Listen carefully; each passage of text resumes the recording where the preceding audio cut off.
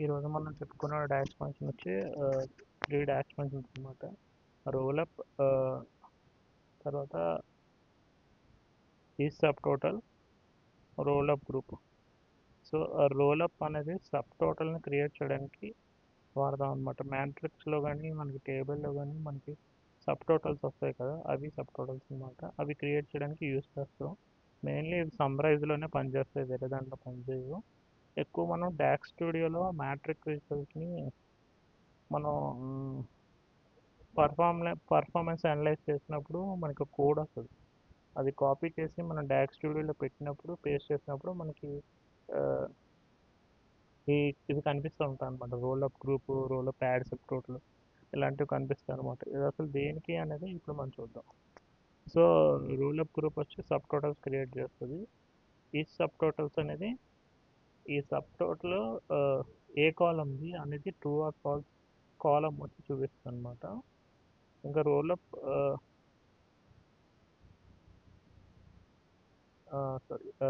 అనేది sub total create చేస్తుంది. ఈ సబ్ టోటల్ అనేది అది దీని యొక్క సబ్ టోటల్ అనేది మనకి ట్రూ ఆర్ ఫాల్స్ కాలంలో చూపిస్తుంది అనమాట. రోల్ అప్ గ్రూప్ అనేది ఏంటంటే ఒక రెండు కాలమ్స్కి కలుపుతుంది అనమాట. ఆ కలిపిన దానికి మనం రోల్ అప్ అప్లై చేయొచ్చు. అప్పుడు రెండిటి కాలమ్స్ యొక్క కలిపిన సబ్ టోటల్ మాత్రమే మనకు చూపిస్తుంది అనమాట. సో ఇది మనం ప్రాక్టికల్గా చూద్దాం. ఫస్ట్ సమ్మరైజ్ కాలమ్ క్రియేట్ చేయాలి. సారీ, ఇది టేబుల్ అవుట్పుట్ వస్తుంది. సమ్మరైజ్ టేబుల్ క్రియేట్ చేయాలి యాక్చువల్లీ. సో న్యూ టేబుల్లోకి వెళ్ళి ఇది ప్రెస్ చేయండి. సో సమ్మరైజ్ సింటాక్స్ వచ్చి సమ్మరైజ్ ఆఫ్ ఇది ఫైనాన్షియల్స్ అనేది టేబుల్ కామా కాలం కామా మనం ఇంకేదైనా కాలమ్స్ కావాలంటే ఏదైతే సమ్మరైజ్ చేయాలో అవి కూడా ఇవ్వచ్చు. సో తర్వాత మనం ఇదంతా మనం ఒక అగ్రిగేట్ ఫంక్షన్కి సమ్మరైజ్ చేస్తాం, గ్రూప్ బై చేస్తాం. దాని యొక్క కాలం నేమ్ అనమాట.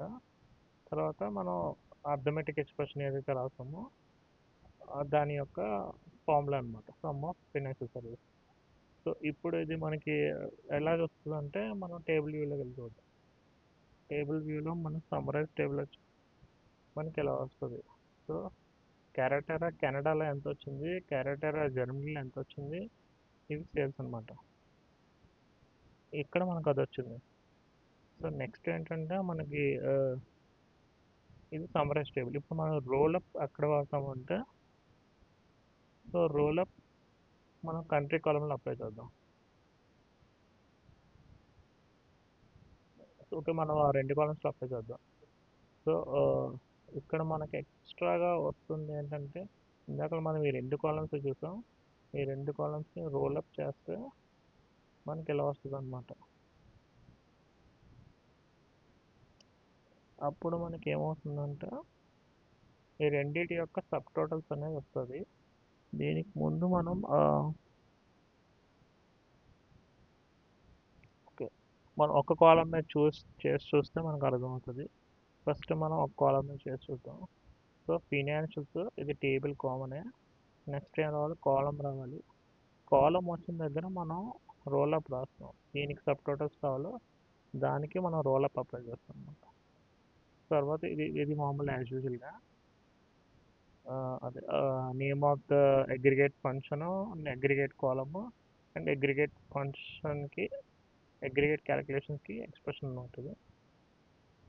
సో ఇప్పుడు మనం టోటల్ సేల్స్ చేసాం, కానీ ఎక్స్ట్రాగా ఇక్కడ ఒకటి వస్తుంది. అది ఏంటంటే ఇది సబ్ టోటల్ అనమాట. ఈ కేటగిరీ సారీ ఈ ప్రొడక్ట్ తాలూకా సేల్స్ ఇది. ఈ మొత్తం తాలూకా టోటల్ సేల్స్ అనేది ఇది అనమాట. ఇది సబ్ టోటల్. ఇది దీని సబ్ టోటల్ కాదని చూడటానికి మనం ఇక్కడ ఈ సబ్ టోటల్ అప్లై చేయొచ్చు. అది అలా అప్లై చేయాలంటే యాజ్ ఇట్ ఈస్ ఇక్కడ వరకు సేమ్ ఇందాక దాంట్లోనే. నెక్స్ట్ ఏంటంటే మనం ఎడిషనల్గా ఇంకో కాలం క్రియేట్ చేసినట్టు క్రియేట్ అవుతుంది అనమాట. దానికి కూడా ఒక నేమ్ ఇవ్వాలి. మనం ఎలా అయితే టోటల్ సేల్స్కి ఇచ్చామో దానికి కూడా ఒక ట్రూ ఆర్ ఫాల్స్లో వస్తుంది. ఇది సబ్ టోటల్ అయ్యి ఉంటే, ఇప్పుడు మనం ఫైనాన్షియల్ ప్రొడక్ట్స్కి సబ్ టోటల్ రోల్-అప్ అప్లై చేస్తాం కాబట్టి దీని యొక్క సబ్ టోటల్ అయితే ట్రూ అని వస్తుంది, లేదంటే ఫాల్స్ అని వస్తుంది. సో ఇక్కడ మనం ప్రొడక్ట్కి అప్లై చేస్తాం. ఇది ఇక్కడ కూడా మనం సబ్ టోటల్ ప్రొడక్ట్కి అప్లై చేస్తాం. సో ఇది దీని సబ్ టోటల్ అంటే ప్రొడక్ట్ తాలూకా సబ్ టోటల్ దానికి ట్రూ అని చూపిస్తుంది. ఇవేవి సబ్ టోటల్స్ కాదనమాట, అందుకే ఫాల్స్ చూపిస్తుంది. సో ఇప్పుడు మనం రెండు కాలమ్స్ మీద అప్లై చేసి చూద్దాం, అది ఎలా వస్తుందో చూద్దాం. సో ఇక్కడ మనం రెండు కాలమ్స్ మీద అప్లై చేసాం, అది ఎలా వస్తుంది అంటే సేమ్ యాజ్ ఇట్ ఇస్. ఇక్కడ ఎన్ని కాలమ్, రెండు కాలమ్స్ మీద అప్లై చేసాం, ఇక్కడ టోటల్స్ యాజ్ యూజువల్లీ. తర్వాత ఇక్కడ మనం రెండింటికి రాయాలన్నమాట. ఈ సబ్ టోటల్ అనేది కూడా రెండు కాలమ్స్ మీద అప్లై చేస్తే అప్పుడు మనకు తెలుస్తుంది. సో ఇక్కడ మనం అప్లై చేసాం, అప్పుడు మనకి ఏమొచ్చిందంటే ఇది దేని తాలూకా సబ్ టోటల్, కంట్రీ తాలూకా సబ్ టోటల్. ఇది ఇది ప్రొడక్ట్ తాలూకా సబ్ టోటల్, ఇది కూడా ప్రొడక్ట్ తాలూకా సబ్ టోటల్, ఇది కూడా ప్రొడక్ట్ తాలూకా సబ్ టోటల్, ఇది కూడా ప్రొడక్ట్ తాలూకా. మొత్తం ఇవన్నీ 5 కూడా ప్రొడక్ట్ తాలూకా సబ్ టోటల్, కానీ ఇది ఒక్కటే కంట్రీ తాలూకా సబ్ టోటల్. సో అందుకని ఇక్కడ ట్రూ వచ్చింది, మిగతా అన్ని ఫాల్స్ వచ్చినాయి. సో ఇది మాత్రం ఒక 6 ట్రూ వచ్చినాయి, మిగతా అన్ని ఫాల్స్ వచ్చినాయి అన్నమాట. సో ఇది ఇక్కడ వరకు అన్నమాట. సో మనకి ఇది అలా వద్దు, మనకి ఓన్లీ ఒకటే కావాలి, మొత్తం రెండు కాలమ్స్ను క్లబ్ చేసి ఒకటే సబ్ టోటల్ రావాలంటే అప్పుడు మనం రోల్ గ్రూప్ వాడతాం.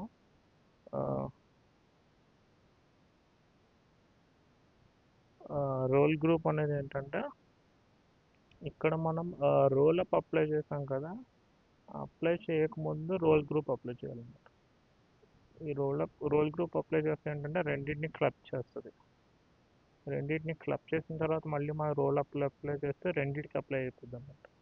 క్లబ్ చేసిన దానికి రోల్ అప్ అప్లై అవుతుంది. అప్పుడు ఎలా వస్తుందంటే ఎక్కడైతే రెండు కలిపి సబ్ టోటల్ ఉంటుందో అది మాత్రమే ట్రూ అవుతుంది. ఇందాకలా మనం ఇక్కడ మొత్తం 6 చూపించింది, ఇప్పుడు ఏంటంటే మనకు ఒకటే ట్రూ చూపిస్తుంది, ఎందుకంటే ఇది రెండిటికి కలిపి లబ్ అయింది కాబట్టి మాత్రమే చూపిస్తుంది. ఎందుకంటే మనకు రోల్ మన రోల్ గ్రూప్ అప్లై చేస్తుంది కాబట్టి అదంతా రెండు గ్రూప్ అనమాట, ఒకటే గ్రూప్, ఒక గ్రూప్ కింద అప్లై అవుతుంది. ఇందాకలా అది ఇండివిజువల్గా అప్లై చేస్తుంది, ఇప్పుడు గ్రూప్ కింద అప్లై చేస్తుంది అనమాట. ఇది roll up, roll group, roll up group, ఈ సబ్ టోటల్, దీన్ని యూజ్ అనమాట. Thank you.